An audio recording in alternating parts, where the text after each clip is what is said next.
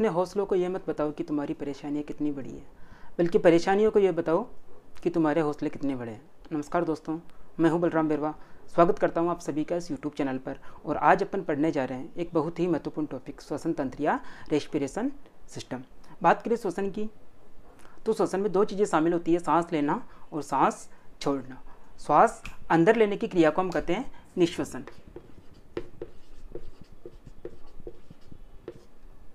या इंस्पिरेशन, और सांस बाहर छोड़ने की क्रिया को हम कहते हैं उच्छ्वसन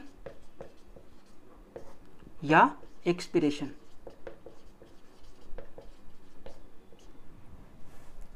श्वास अंदर लेने की क्रिया निश्वसन और सांस बाहर छोड़ने की क्रिया उच्छ्वसन कहलाती है। हमारा जो वातावरण है उसमें नाइट्रोजन होती है 78%, ऑक्सीजन होती है 21% और कार्बन डाइऑक्साइड गैस होती है 0.03%। जब हम श्वास लेते हैं तो वायु इसी अनुपात में हमारे फेफड़ों में प्रवेश करती है। जब हम श्वास वापस छोड़ते हैं तब क्या होता है, ये जो नाइट्रोजन गैस है ये पूरी वापस बाहर चली जाती है, यानी कि 78% हमने ली और 78% वापस छोड़ दी। बात करें ऑक्सीजन की, ऑक्सीजन हमने ली थी 21%, लेकिन वापस छोड़ते हैं हम लगभग 17%। बात करें कार्बन डाइऑक्साइड की, तो ये हमने ली थी 0.03%, लेकिन जब वापस छोड़ते हैं तो हम छोड़ते हैं लगभग 4%, यानी कि नाइट्रोजन 78% ली और 78% वापस छोड़ दी।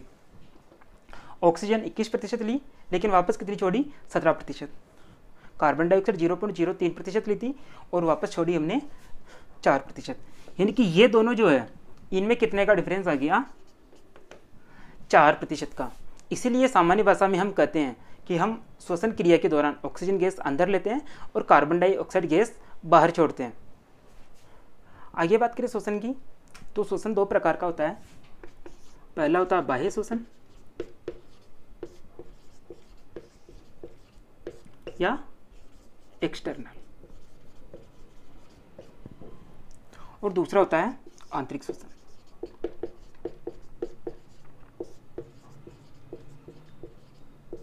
जिसे अपन कहते हैं इंटरनल।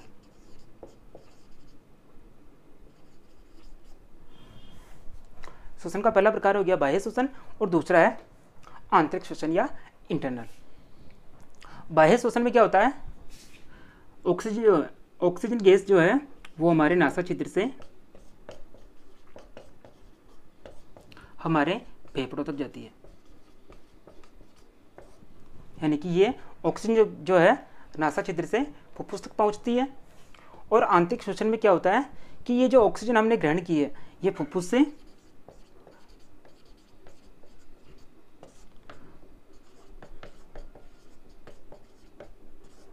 हमारे शरीर की प्रत्येक कोशिका तक पहुंचती है।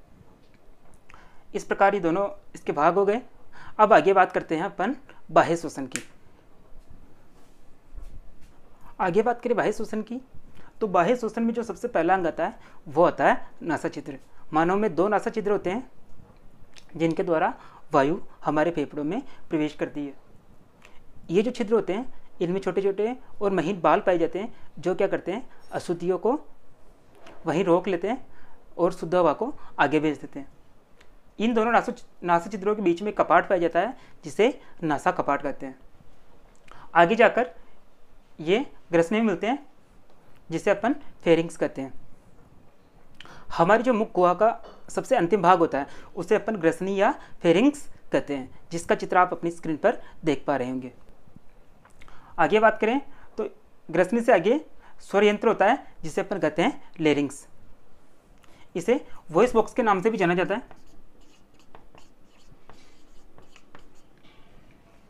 इसका कार्य होता है ध्वनि उत्पन्न करना। जब स्वर यंत्र से वायु गुजरती है तो इसमें कंपन उत्पन्न होता है और उसी कंपन के कारण ध्वनि उत्पन्न होती है। इसके बाद में आती है श्वास नली या ट्रेकिया। ये 11 से 12 सेंटीमीटर की लंबी एक नलिका होती है जिसके चारों तरफ सी आकार के लगभग 16 से 20 छल्ले पाए जाते हैं।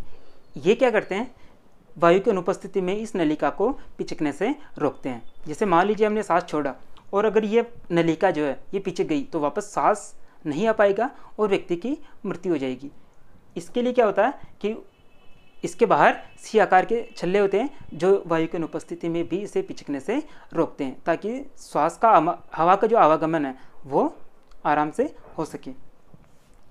इसके बाद में ये जो संरचना है ये आगे जाकर श्वसनी या ब्रोंक्स में बढ़ जाती है। एक संरचना बाएं फेफड़े में और दूसरी संरचना दाएं फेफड़े में चली जाती है। ये आगे जाकर छोटी छोटी श्वसनिकाओं में और विभाजित हो जाती है, जिन्हें अपन ब्रोंकियोल्स कहते हैं। इन श्वसनिकाओं के अंतिम सिरे पर गुब्बारेनुमा संरचना पाई जाती है, जिसे अपन कूपिकाएं या वायुकोष्ठ कहते हैं, और इन्हीं का एक अन्य नाम है एल्वियोलाई। आगे बात करते हैं हम फेफड़े या फुफ्फुस की। श्वास नली या ट्रेकिया जो है वो आगे जाकर दो श्वसनियों में विभाजित हो जाती है, और ये दोनों जो श्वसनियाँ हैं ये आगे जाकर छोटी छोटी शाखाओं में बढ़ जाती है, जिन शाखाओं को अपन श्वसनिकाएं या ब्रोंकियोल्स कहते हैं। इन श्वसनिकाओं का जो अंतिम सिरा होता है उस पर छोटे छोटे गुब्बारेनुमा संरचना पाई जाती है, जिन्हें अपन कूपिकाएं वायुकोष्ठ या एल्वियोलाई कहते हैं। इन्हीं कूपिकाओं के अंदर गैसों का आदान प्रदान होता है, यानी कि श्वसन मार्ग से होते हुए ऑक्सीजन गैस इन कूपिकाओं के अंदर आती है और कार्बन डाइऑक्साइड गैस जो है इन्हीं के द्वारा श्वसन मार्ग से होते हुए बाहर निकल जाती है। अब बात करें फेफड़ों की, तो बायां फेफड़ा 2 भागों में विभाजित होता है और दायां फेफड़ा 3 भागों में विभाजित होता है। इन फेफड़ों की जो बाहरी आवरण है उसे अपन प्रूलर मेम्ब्रेन कहते हैं। ये जो फेफड़े हैं ये गुलाबी रंग की मांसल संरचना से बने होते हैं, और इन दोनों फेफड़ों के नीचे एक मांसल संरचना होती है जिसे अपन डायफ्राम कहते हैं। श्वास लेने और छोड़ने के अंदर सबसे जो मुख्य योगदान होता है वो होता है इस डायफ्राम का। जब हम श्वास अंदर लेते हैं यानी कि निश्वसन के दौरान क्या होता है, ये जो डायफ्राम है ये नीचे आ जाता है और ये जो पसलियाँ हैं ये ऊपर की ओर फैल जाती है।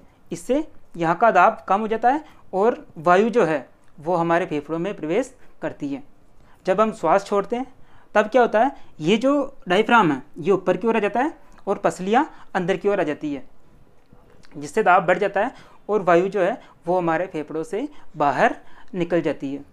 यहाँ तक हम देख चुके हैं ऑक्सीजन जो है वो हमारे फेफड़ों में स्टोर हो जाती है।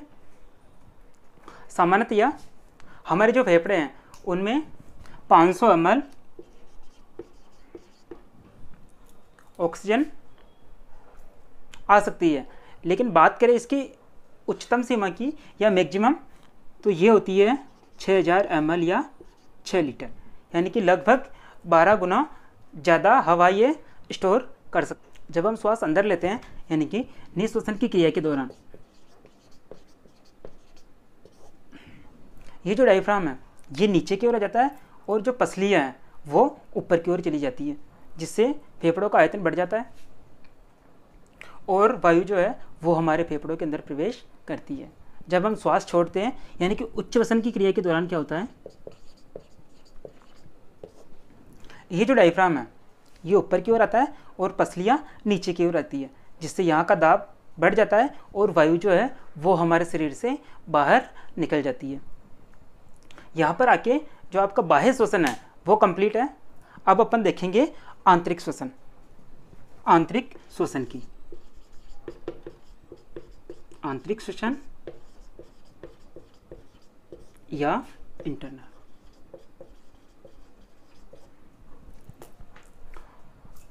ऑक्सीजन जो है वो हमारे फेफड़ों में आके स्टोर हो गई थी।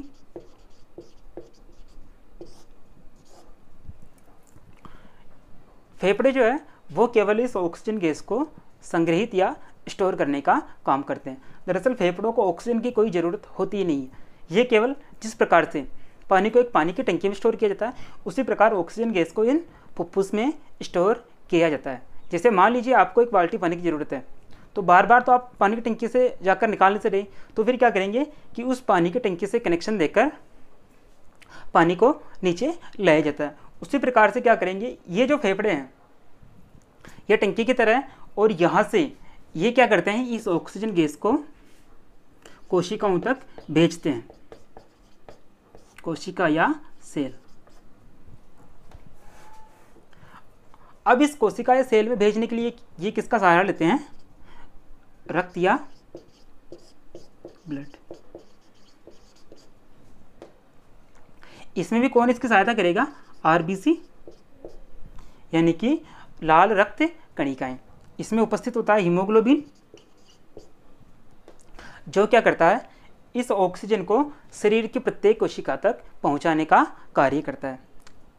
जैसा कि आप सबको पता है कि हमारे शरीर के अंदर करोड़ों कोशिकाएं पाई जाती है, और सभी कोशिकाओं में माइटोकॉन्ड्रिया उपस्थित होता है, जो क्या करता है, इस ऑक्सीजन को ग्रहण करके ऊर्जा का निर्माण करता है। ये जो हीमोग्लोबिन है, इसका काम क्या हो गया, ऑक्सीजन गैस का परिवहन।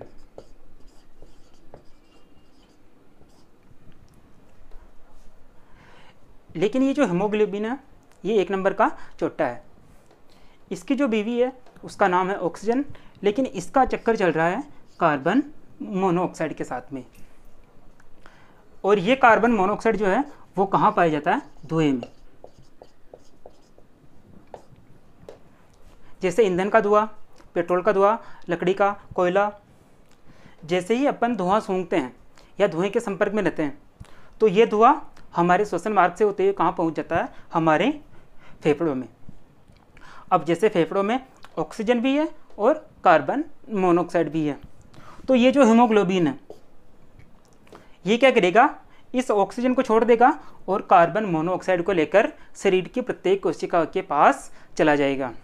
ये इस ऑक्सीजन को छोड़ देगा और कार्बन मोनोऑक्साइड को शरीर की प्रत्येक कोशिका के पास ले जाएगा और कहेगा कि बहारो फूल बरसाओ, मेरा महबूब आया है। लेकिन माइटोकॉन्ड्रिया क्या कहेगा कि तुम्हारे महबूब से हमें क्या मतलब है, हमें तो ऑक्सीजन चाहिए।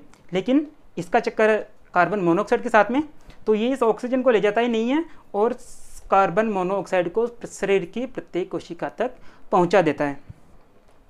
अगर ज़्यादा समय तक शरीर की कोशिकाओं को ऑक्सीजन गैस नहीं मिले तब क्या करेगा, ऐसी स्थिति में व्यक्ति का दम घुटकर मृत्यु हो जाती है। इसीलिए आपसे कहा जाता है कि रात के समय अंगीठी जलाकर नहीं सोना चाहिए या फिर धुएं के संपर्क में ज़्यादा नहीं रहना चाहिए। अब देखते हैं आगे। ये जो आंतरिक श्वसन है ये दो प्रकार का होता है, वायवीय श्वसन और अवायवीय श्वसन।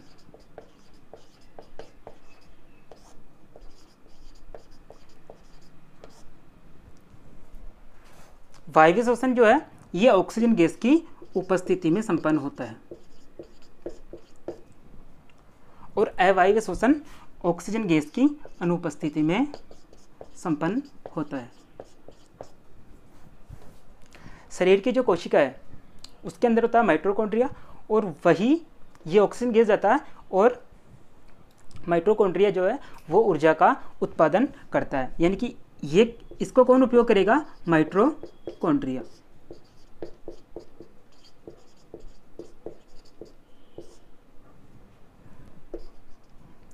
लेकिन अवायवीय श्वसन कौन करता है, जीव द्रव्य।